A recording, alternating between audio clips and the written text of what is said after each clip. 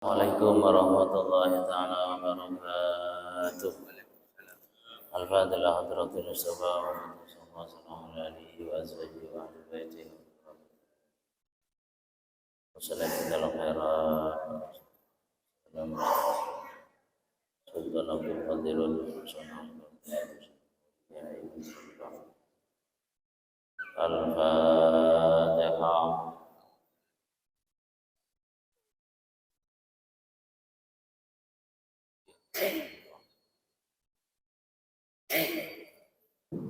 Al-Fatiha ilaina ayyuhal hadirun wal hadirat wa jami'il hadirin fi hadhihi fursah. Al-Fatihah.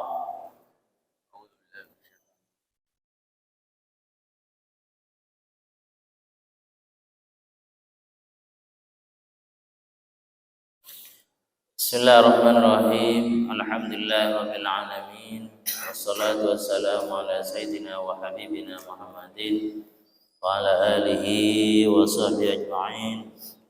Rabbi shrah li sadri wa yassir li amri wa hlul 'uqdatam min lisani yafqahu qawli. Amma ba'd. Ma'asyiral muslimin rahimakumullah. Sedaya jamaah sifatan kula hormati para bapak, para ibu.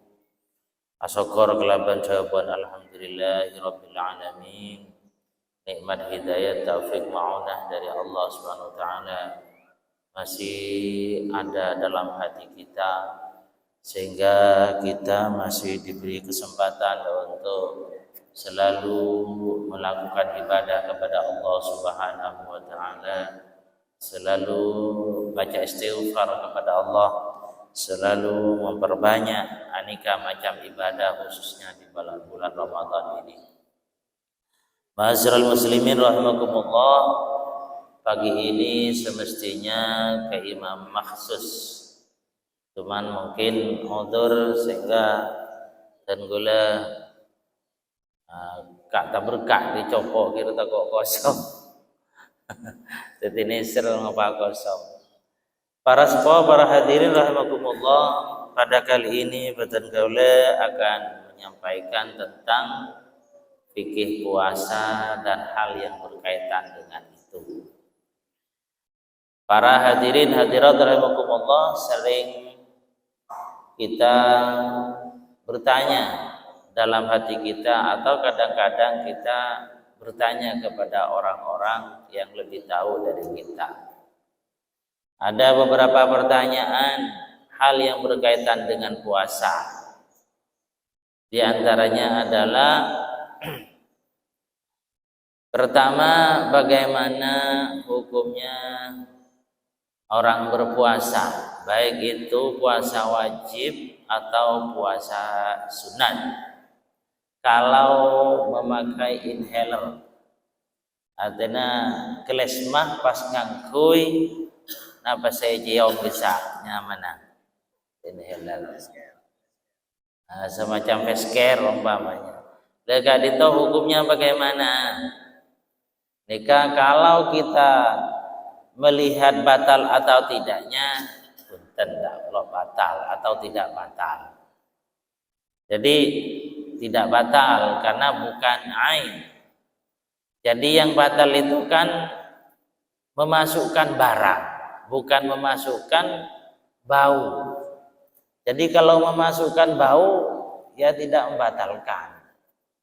Contohnya panjenengan nyium minyak atau nyium pesker jauh-jauh kieu, ini kepunten tidak membatalkan. Karena idkhalul ain, yang membatalkan itu adalah memasukkan sesuatu yang berbentuk benda, dan itu pun memasukkan kepada lubang-lubang yang sudah maklum, baik itu mengenyangkan atau tidak. Jadi bada masuk da kopeng, bada masuk da ka jalan sedua atau sabila ini, yaitu kemaluan yang dua, ada yang masuk lewat mulut.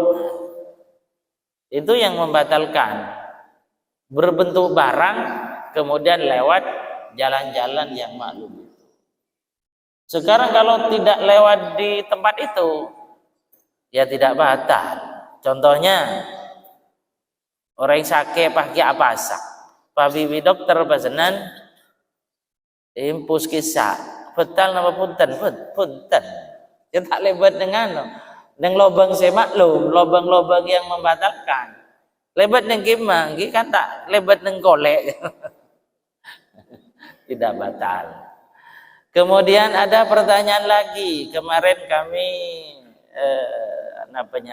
di Rutan, pada saya tanya, ketika orang berpuasa kemudian membuka aurat, laki-laki lah celana pendek. Aurat laki-laki yang masyhur itu adalah antara bucil bantaon. Sekarang ternyata pakai celana pendek ya tersebut bucil. Panapa punten. Itu katanya teman-teman di Rutan. Itu jawabannya, apakah pakai fikih puasa apa pakai tasawuf puasa? Kalau pakai fikih puasa tidak batal. Jadi pada saat kita berpuasa melakukan sesuatu yang dilarang dalam agama, itu menurut fikih puasa, ya puasanya tidak batal. Kalau menurut tasawuf puasa, batal. Karena orang berpuasa itu ada yang tingkatan fikih puasa, ada yang tingkatan tasawuf puasa. Tasawuf puasa tingkatannya ada dua. Jadi kalau fikih puasa adalah awamul mukminin, mayoritas orang mukmin. Cuman sebatas tidak mengerjakan yang dibatalkan dalam puasa, tidak makan, tidak minum dan lain sebagainya. Itu saja, itu fikih puasa. Kalau tasawuf puasa itu, ada orang berpuasa itu bukan hanya meninggalkan itu, meninggalkan yang membatalkan secara zahir, makan dan lainnya, tapi juga menghindar dari sesuatu yang dilarang dalam agama. Jadi kalau umpamanya tingkatan orang yang seperti itu, maka menurut tasawuf puasa batal puasanya. Tapi batal tentunya versi dia. Versi agama sebenarnya yang penting syarat dan rukunnya terpenuhi, ya tidak ada tanggung jawab dalam akhirat. Jadi versi orang yang seperti itu, anggaplah contohnya versi yang kedua ini anggaplah seperti Syekhona Holil. Syekhona Holil berpuasa, anggaplah orang-orang yang wali kata mereka, orang yang dekat dengan Allah. Orang yang berpuasa itu bukan hanya mencegah dari hal yang membatalkan yang secara zahir, tapi juga mencegah sesuatu yang dilarang dalam agama. Contohnya seperti tadi celana pendek, atau perempuan umpamanya hanya sebatas pakaian-pakaian ibadah, kemudian tidak jilbab. Apa puasanya batal atau tidak? Kita lihat dulu apa fikih puasa atau tasawuf puasa. Kalau fikih puasa tidak batal, kalau tasawuf puasa batal. Cuman yang tasawuf puasa ini adalah kelasnya di atas kita, orang-orang yang wali. Ada tasawuf puasa yang lebih tinggi lagi, yaitu orang-orang seperti Rasulullah, para nabi. Itu berpuasa bukan hanya yang meninggalkan, yang membatalkan secara zahir, dan bukan hanya meninggalkan larangan-larangan, tapi juga hatinya meninggalkan dari pikiran-pikiran selain Allah. Jadi hatinya terus hanya fokus kepada Allah. Ini namanya level yang tasawuf puasa yang kedua. Kalau orang ini ditanyakan umpamanya, ada orang bertanya, bagaimana pada saat kita berpuasa, kemudian saya terus memikirkan bisnis saya yang ada di pasar ataupun di mana, atau memikirkan pekerjaan saya yang ada di kantor, batal atau tidak? Kalau fikih puasa tidak batal. Tasawuf level pertama juga tidak batal. Tasawuf level kedua batal. Batal maksudnya versi dia. Jadi anggaplah seperti para nabi, para utusan itu kalau dalam kehidupan sehari-harinya bukan memikirkan sesuatu selain Allah. Hanya Allah Ta'ala terus yang dipikirkan. Baik itu berpuasa atau tidak. Itu namanya tasawuf puasa. Itu. Kemudian juga ada yang bertanya, bagaimana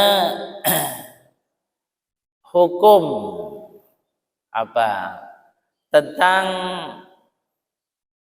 seperti apa ya, seperti kita sikat gigi. Sikat gigi bagaimana? Ini jawabannya adalah sikat gigi apa siwak atau sikat gigi yang seperti maklum di jeding-jeding atau kamar mandi itu. Kalau siwak berarti yang dimakruhkan adalah setelah zuhur. Yang dimakruhkan setelah zuhur. Jadi setelah zuhur jenengan tidak usah siwak. Kalau sebelum zuhur itu tidak makruh. Sekarang kalau mamanya sikat gigi tentunya bisa dipastikan pakai odol. Sikat gigi yang pakai odol setelah subuh sudah makruh. Setelah subuh sudah makruh, artinya tidak menunggu setelah zuhur. Ini kalau sikat gigi pakai odol. Itu hukumnya makruh. Maksudnya makruh bagaimana? Ya tidak membatalkan, cuman kurang baik. Makanya kita kalau mamanya sikat gigi itu semestinya sebelum imsak, agar kita mengamalkan yang terbaik. Bagaimana dalam kehidupan dari anggap jam subuh sampai jam maghrib, apakah kita bersikat atau tidak? Ya sebaiknya tidak. Sikat gigi sebaiknya tidak. Lalu bagaimana bau mulut, kaitan dengan bau mulut? Sudah itu biarkan. Karena versi agama, bau mulutnya orang berpuasa itu besok di akhirat adalah semakin harum.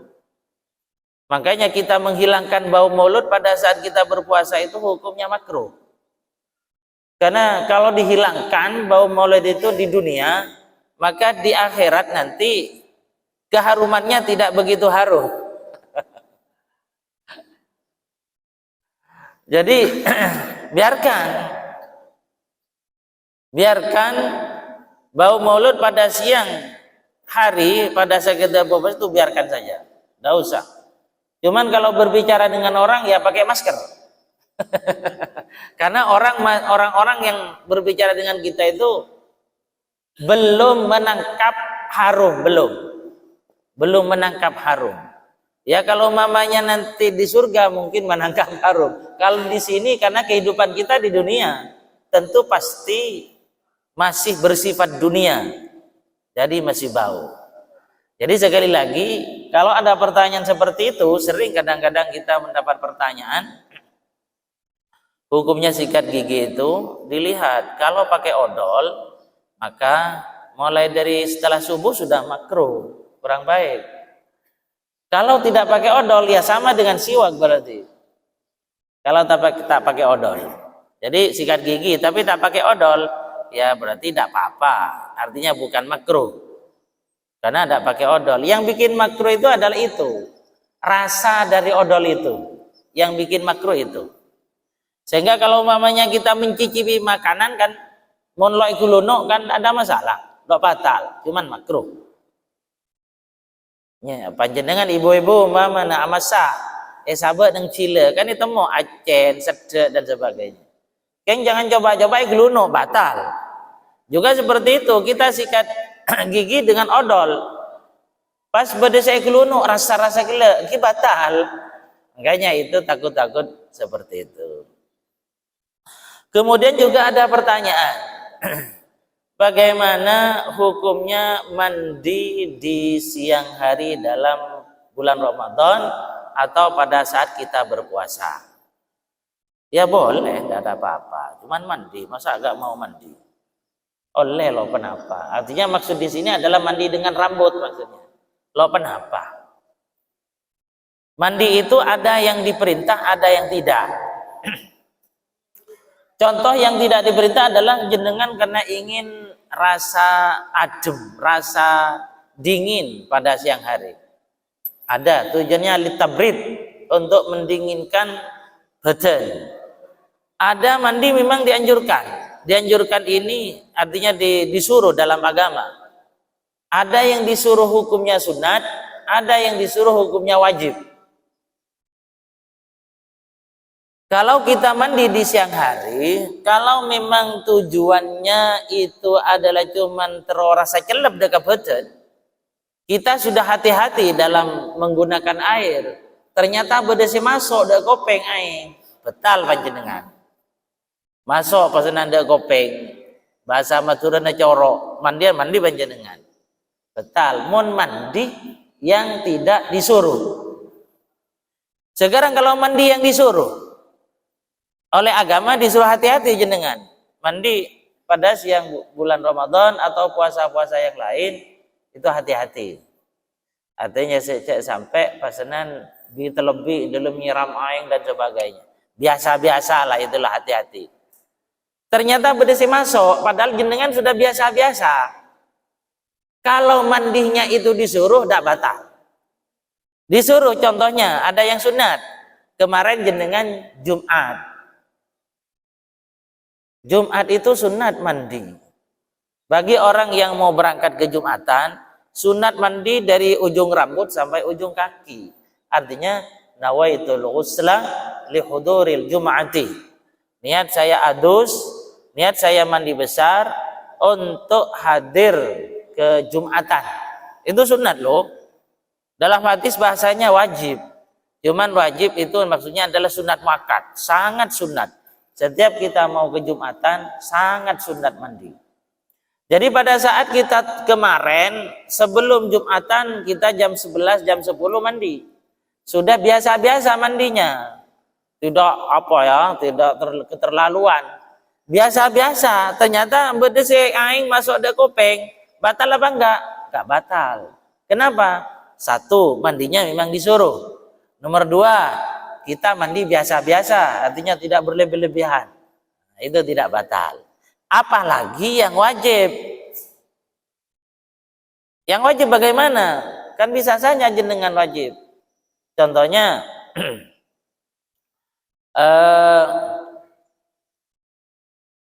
orang suami istri, dia tepepes, apolong tedung sareng laki bini, kemudian tepepes sampai subuh. Mandi setelah subuh, artinya setelah subuh masuk, kan wajib mandinya kan? Itu wajib mandinya. Sekarang cara mandinya kita sudah biasa-biasa, tidak keterlaluan. Artinya dalam menggunakan air dan sebagainya. Ternyata berdesi masuk, udah kopeng atau lewat apapun, lewat-lewat yang lubang-lubang yang maklum itu. Ketiban apa sana? Tidak batal. Kenapa? Mandinya disuruh. Oleh agama kan disuruh. Jadi intinya kalau disuruh itu yang penting kita sudah biasa-biasa mandinya.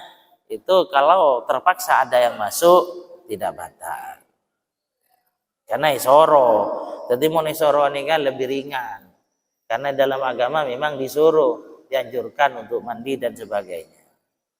Sekarang seperti tadi, bagaimana as-sahkah bahwasanya orang yang junub pada siang hari, artinya tidak mandi sebelum imsak, sah apa tidak? Sah, tetap sah. Artinya tidak menjadi keharusan bagi orang yang harus mandi besar itu mandi sebelum imsak, tidak menjadi keharusan. Jadi mandi setelah imsak, setelah waktu subuh masuk, tidak apa-apa, tidak apa-apa. Jadi kalau intinya kalau disuruh itu tidak ada masalah. Ya dalam ibadah yang lain juga sama. Kalau disuruh memang tidak ada masalah. Contohnya dalam sholat. Dalam sholat ada gerakan yang disuruh, ada yang tidak. Jadi kalau disuruh meskipun 3 kali kan tidak batal. Nggak batal. Meskipun disuruhnya itu tingkatan sunat. Contohnya ya kita takbir. Kita takbir itu takbiratul ihram, itu kan disunatkan mengangkat tangan. Itu sunat, disuruh oleh agama, angkat tangannya pada saat takbir. Ternyata pada saat kita takbir, tangan yang kanan yang kacer kan yang kak. Pas kita turun, tangan yang kacer dan kanan ini, kanan dan kiri ini. Pada saat kita menurunkan tangan, ternyata kepala bergerak, aunggu. Kan 3 berarti gerakannya. Gerakan kepala, gerakan tangan yang 2. Batal atau tidak? Ya tidak batal. Kenapa? Tangan memang disuruh untuk bergerak. Kalau kepala kan tidak disuruh. Kita takbir langsung aunggu. Pada saat takbir, tanang epatoron, pas kepala aunggu. Kan 3 gerakan kan? Batal atau tidak? Tidak batal. Kenapa? Karena tangan itu disuruh. Meskipun tingkatannya disuruh adalah sunat, sama dengan mandi tadi. Disuruh mandinya pada saat kita mau ke masjid untuk sholat Jumat, sunat mandi. Jadi kesunatan mandi itu banyak, termasuk sebelum Jumat kita mau ke Jumatan sunat, termasuk hari raya kita sunat. Cuman beda mandinya Jumat dengan mandinya hari Lebaran itu beda. Kalau mandinya Jumatan itu sunat bagi yang mau Jumatan. Yang tidak Jumatan tidak sunat. Contohnya perempuan, ibu-ibu kan tidak wajib Jumatan. Sholat zuhur di rumahnya atau dimanapun tidak wajib kan sholat Jumat. Bagi perempuan apa sunat mandi? Tidak sunat. Karena kesunatan mandi itu bagi orang yang mau ke masjid Jumatan. Kalau mandi Lebaran itu umum, baik laki-laki atau perempuan, baik yang mau sholat hari raya, bebas, sunat. Jadi jenengan umpamanya kebetulan sakit, hari raya sakit, sehingga tidak bisa ke masjid untuk sholat hari raya, sunat tetap mandi. Itu namanya tentang fikih puasa. Ada lagi, pokoknya kalau puasa itu banyak pertanyaan-pertanyaan. Ada bab zakat. Ada bertanya, bagaimana hukumnya kalau orang meninggal dunia di malam hari raya? Zakat fitrahnya wajib atau tidak? Itu wajib. Kenapa? Karena yang diwajibkan zakat fitrah itu adalah orang yang nututi bulan Ramadan dan nututi bulan Syawal. Jadi kalau meninggal dunia malam hari raya, kan Ramadan barusan masih ada. Kemudian dia meninggal dunia setelah maghrib, kan berarti sudah Lebaran. Nah, berarti orang yang nututi bulan Ramadan dan bulan Syawal itu wajib zakat fitrah. Dari mana zakat fitrahnya almarhum? Ya dari harta peninggalannya itu yang diambilkan. Jadi sebelum dibagi-bagi kepada anak-anaknya, zakat fitrahnya dulu diberikan. Meskipun hanya sedikit zakat fitrah kan, tapi jangan diberikan dulu kepada anak-anaknya, jangan. Harus diberikan zakat fitrahnya dulu. Kalau ada orang lahir meninggal dunia di bulan Ramadan, wajibkah zakat fitrah? Tidak wajib. Kenapa? Karena yang diwajibkan zakat fitrah itu adalah bulan Ramadan nututi, bulan Syawal nututi. Kalau meninggal dunia di bulan Ramadan, berarti Syawalnya kan tidak, berarti tidak wajib. Itu maksudnya. Kalau umpamanya orang bayi lahir di malam hari raya, wajib atau tidak zakat fitrahnya? Ya tidak wajib. Kenapa? Karena Ramadannya gak nututi, gak ada, masih belum lahir. Cuman umpamanya jenengan mau sedekah, namanya cuma 3 kilo lah, tidak apa-apa. Orang yang meninggal tadi di bulan Ramadan umpamanya meninggal dunia, secara fikih ya tidak wajib. Tapi secara tasawuf maksud saya tadi, kan eman-eman oleh ganjaran sedekah 3 kilo, ya yakni zakat fitrahnya. tang bele tang sepopo yang meninggal dunia bulan Ramadan pingko sedekahna zakat fitrah 3 kilo ya oleh ganjaran ya keng lo tadi zakat fitrah nyaman sedekah lo apa perak almarhum napa boleh pas rajaan ban 3 kilo seperti Sa'ad bin Abi Ubadah beninang 3 kilo pesanan kebunnya saya bagi sedekah aki lah ini kenyamanan apa yang kenceran di almarhumah lo kenapa boleh orang katanya ningkatin gula hamil makin belum bulan kenapa kau tu zakat fitrah ya anak dan gula ya mungkin tak lahir tak usah nah apa mai zakat fitrah cuman secara fikih itu jawabannya secara fikih secara tasawuf tidak ada salahnya kita mengeluarkan beras untuk kenapa sedekah aki, beji atau bercabang bayi yang ada dalam kandungan. Nah, ini kalau kenapa seperti itu. Tapi maksudnya secara fikih tidak wajib. Secara tasawuf manfaat ada bagi orang itu. Ini kalau maksudnya. Manfaat ada. Yang diambil dari orang itu manfaat ada. Mungkin sekali itu dari Batan Kaula mungkin diisi tanya jawab.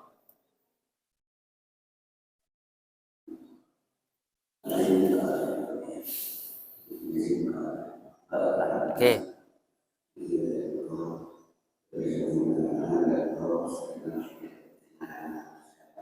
Oke, meneruskan pertanyaan. Coba aku Melanjutkan pertanyaan dari tadi ya, terkait dengan 5 hal yang terkait dengan hal-hal yang membatalkan puasanya Ramadan. Yang ditanyakan hanya nomor 1 terkait dengan masalah kecil, yaitu berbohong. Kalau berbohong itu demi kebaikan, contohnya ketika dia ada di rumahnya, ada seorang dikejar mau dibunuh. Dia itu masuk ke rumahnya tapi dia berbohong, berbohong untuk kebaikan. Kalau dia tidak masuk dan dia berbicara, karena yang ngejar itu ternyata tanya, adakah orang yang lewat sini atau masuk ini? Tidak ada. Berbohong tidak ada, sehingga dia lepas, tidak sampai terjadi hal-hal yang tidak berbohong untuk kebaikan. Apakah pahalanya bulan Ramadannya itu dia bangun orang Jengkel Dimin. Ada pertanyaan berbohong pada saat berpuasa, tapi berbohong untuk kemaslahatan. Contohnya berbohong kejadian-kejadian kalau tidak berbohong ini bahaya nanti dibunuh. Sehingga saya harus bohong. Nah itu memang berbohong ada yang boleh, ada yang tidak.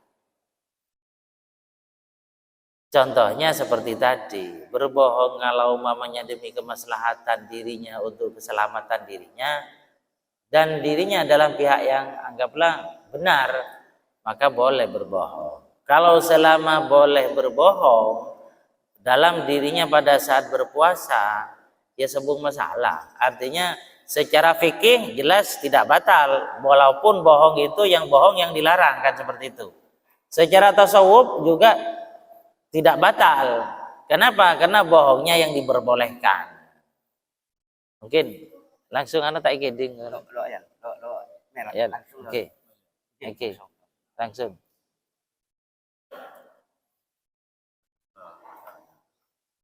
Sama membatalkan puasa, melakukan orang membatalkan puasa. 2, batal puasa karena orang. Maksudnya membantu orang yang tenggelam, akhirnya dia terminum, kan batal juga. Apakah sama membayar hutangnya? Ada orang mau tenggelam di sungai ataupun dimanapun. Ada pertanyaan nih kan, beda orang mau tenggelam di sungai. Pas beda kancana loncat karena ingin membantu orang itu. Ternyata pada saat membantu tenggelam aloncat gila, ternyata pesanan tangino. Pertanyaannya batalkah puasa itu dan bagaimana cara pandangan fikih untuk mengqadha atau membayar puasa itu. Kalau batalnya batal.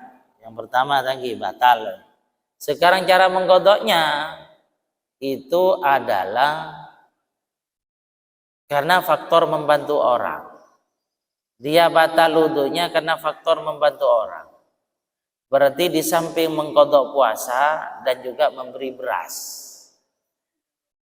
Intinya kalau kita tidak berpuasa karena faktor orang lain, itu mengqadha berpuasa dan juga memberi beras. Contohnya ibu yang menyusui. Ibu yang menyusui, ternyata ibu dia gak puasa karena bayi atau anak yang menyusui itu bermasalah nanti kalau berpuasa. Kadang-kadang air susu ibunya pas baru jaring madura. Pas kadang pakai tabu pasanan mencret putrana. Sehingga ibu tidak berpuasa. Bagaimana ini? Kalau seperti itu juga sama dengan yang tadi. Yaitu harus mengganti puasa dan juga harus memberi beras. Jadi ada dua hal. Kalau memang ibu itu tidak berpuasa karena faktor dirinya.